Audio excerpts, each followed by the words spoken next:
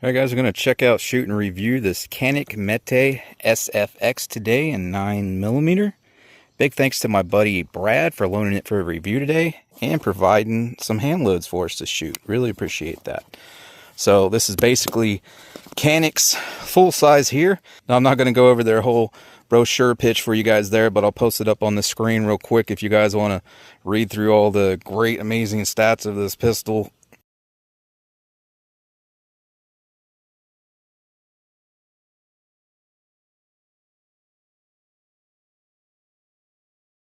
But I will go over the features that I notice and that are obvious to me.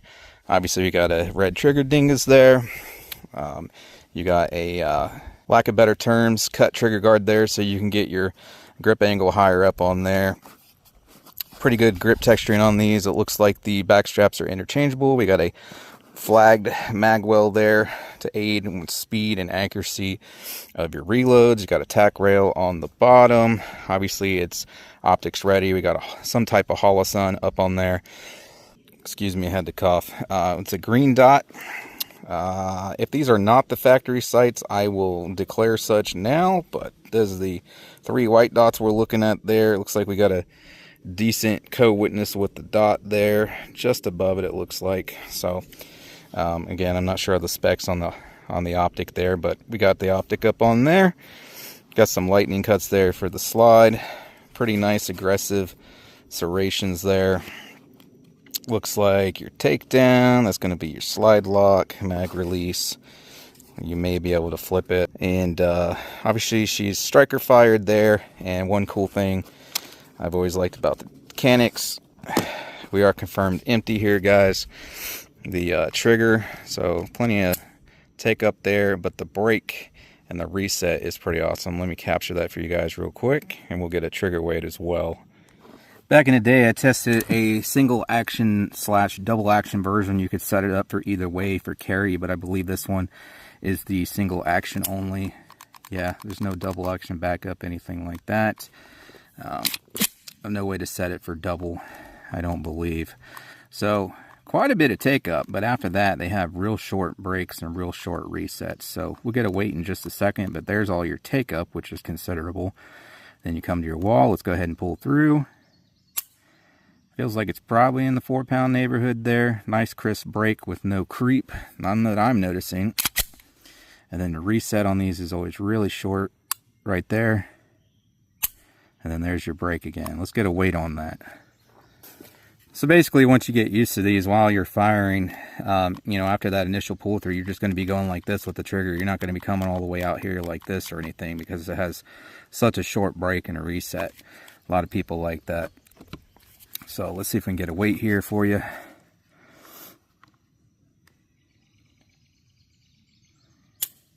Yeah, 4 pounds, 7 ounces. So like I said, in the 4-pound neighborhood there. We'll give her one more go.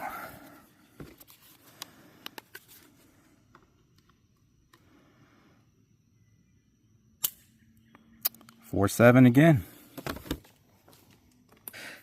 Alright, so since we got the dot mounted up and I don't want to mess with the settings or anything like that, even though I can co-witness the irons, we're just going to use the dot. So we'll start out here on my shoot and see, splatter, whatever you want to call it. We'll go for that bottom dot there, obviously. These will be my first shots with it. And we'll be shooting from about 7 yards here. See where our point of impact is in relation with that dot.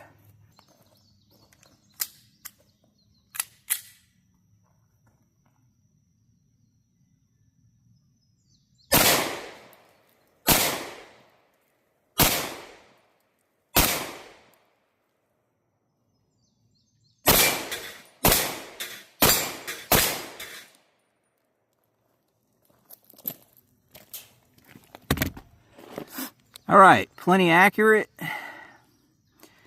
For me though, she's just a little bit off to the right there. So that will slow me down just a tad. I'm not going to mess with it because it's not mine. Plus every shooter's different. It might shoot right for me. It might shoot dead on for him. So I'll just have to compensate a little bit off to the left for these shots here today. So let me get these steels set up and we'll start knocking them down, other than those few I just did there. I'm just off to the right side of the camera here and slightly forward, so these are about 12 yards away.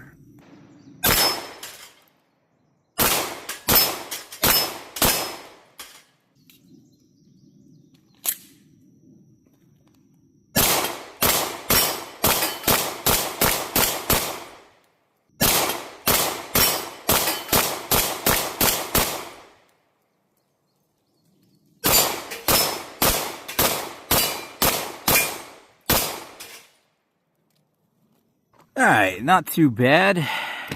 I'll just say that the window on this optic is a little small compared to what I'm used to, so sometimes I'm losing the dot while trying to rapid fire there, so that's affecting that some. So if I want to be 100% accurate there and not miss any, I need to slow down just a little bit there. But if I had a larger window optic, I probably would not have missed any of those. Also, the dot on this it's focusing on the camera kind of nice at times, but what you see there, how it's like out of focus right now, that's almost what it looks like to me while firing. The lens looks a little smudged and whatnot, and there's probably some dookie on the emitter there, so it probably needs cleaned up, but again, it's not mine, so I'm not going to touch it. But I think that's influencing me a little bit too, but I slow down just a tad and every one of those are a hit. And these are 18 round mags, by the way, and no clue on how well broken in they are or are not, but they are pretty easy to load.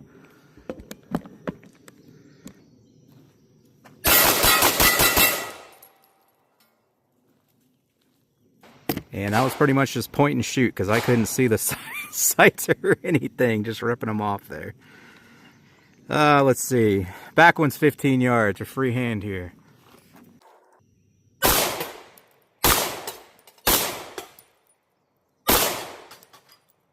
Easy peasy.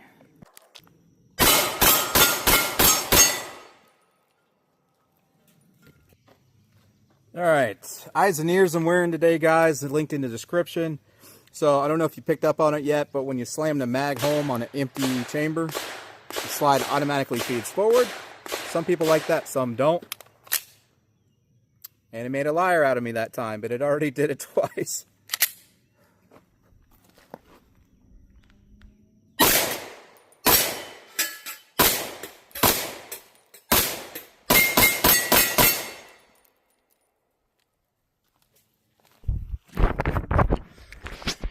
So yeah, pretty stinking easy with this thing. So if I had a larger window optic there, or even just went to some irons I really like, be like a cheat code. So yeah, this thing is performing excellent. All right, so a few minutes ago, you guys already see me hit that little guy on the end there on the first try. It's a laser rangefinder confirmed. 15 yards from back here, but we're gonna go ahead and knock some down, see how many we can do in a row without missing. Any misses are 100% on me because the gun is definitely more than capable. Maximum width on those bowling pins there, it's about 4 inches. So essentially headshots here at 15 yards behind the camera. Freehand.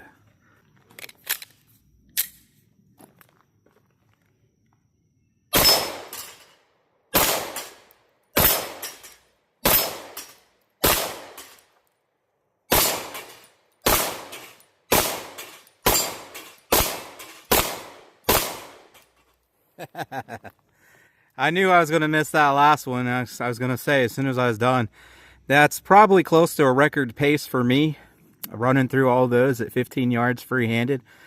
So typically I always slow down on that little guy there because he's a little guy.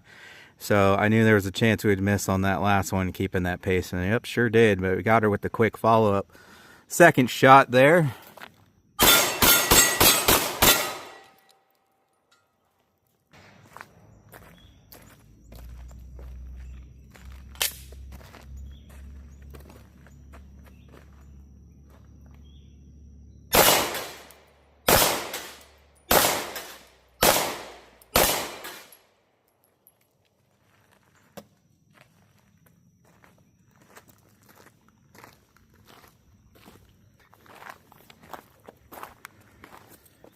All right, so yeah, I like this thing pretty good. Let me prop her up there so she looks pretty for us. So I've been thinking this for a while throughout the entire video. Knew exactly what I was going to say at the end. I am preferring this over Glock and M&P, just, you know, their base models. I always used to hate Glocks until I shot one, and I was like, okay, I see what the fuss is about. You know, I like Glocks. They're not my favorite gun ever, but you know, around the 5 bill mark there, I like them just fine. Own several. And I gotta say, if you would compare this straight from the factory to a factory Glock, definitely giving this one a slight edge. Same thing over an M&P. Again, not my favorite optic there, so that really speaks volumes there that I'm not really liking that optic, and we still did that well. So I probably voiced over in the video by now, but it seems to point more naturally for me than a Glock, because when I ripped off those rapid fire as fast as I could real close there, you know, I wasn't even looking at no sights or no dot or anything, and a lot of them hit there, so that would mean it points real natural. So everybody's different, but for me, it's got a real natural point to it. Like as soon as you bring it up, it's pretty much on target, at least for me. So yeah, you know, like I said, I like Glocks just fine. Not the best pistols in the world, but I would have to say I would take one of these straight out of the factory over Glock. And I'm not a Glock fanboy, but I do like them. And I've shot the M&Ps too, like I said. So yeah, the trigger on this thing just can't be beat, but it seems to point more naturally for me as well.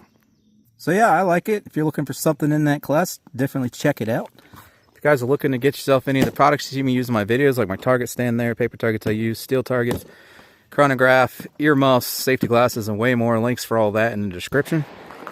For things I cannot link to on YouTube, make sure you check out my campsite page, which is linked in the description and also in the about section / bio. But thanks for checking this one out today, guys. Really appreciate it. And I hope to catch you on the next one. And again, huge shout out thanks to my friend Brad for loaning it to the review today, but especially for the ammo. Really appreciate that.